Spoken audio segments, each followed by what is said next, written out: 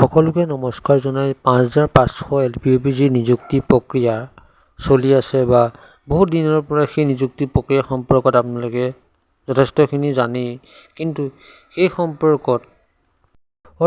সম্পৰ্কত বিভিন্ন ধৰণৰ কেছ চলি আছিলে, কিন্তু বৰ্তমান সেই কেছৰ অন্তিম পৰ্যায় পালেগৈ বা সেই নিযুক্তি প্ৰক্ৰিয়া বিভাগীয় কৰ্তৃপক্ষ বা অসম চৰকাৰে দিব গৈ আছে। তাৰ মাজতো কিছুমান প্ৰাৰ্থীয়ে ২ নম্বৰ যিসকল প্ৰাৰ্থীয়ে হেঙাৰ হৈ দেখা দিব গৈ আছে, বিশেষকৈ যিসকল প্ৰাৰ্থীৰ ইউডাইচত নাম নাই সেইসকল প্ৰাৰ্থীয়ে পুনৰ এটা কেছ কৰিব গৈ আছে, আপোনালোকে নিশ্চয় গম পাইছে।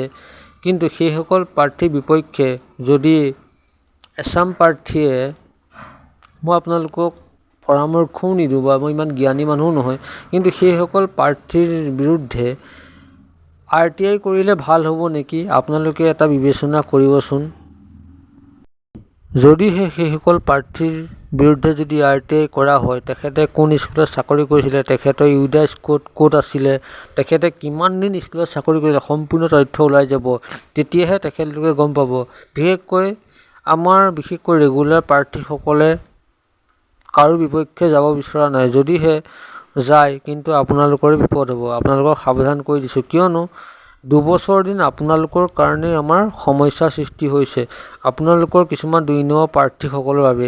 সেই 2 নম্বৰ প্ৰাৰ্থীসকলক আপোনালোকে নিজে আঁতৰাবলৈ চেষ্টা কৰক, নহ'লে আপোনালোকৰহে বিপদ হ'ব।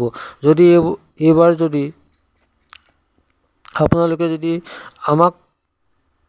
আমাৰ বয়স, আমাৰ সময় নষ্ট কৰিব গৈ থাকে, তাৰ বিপৰীতে এটা ব্যৱস্থা গ্ৰহণ কৰিম। ইয়াকে কৈ ধন্যবাদ জনাই আপোনালোকৰ পৰা বিদায় লৈছোঁ। ধন্যবাদ।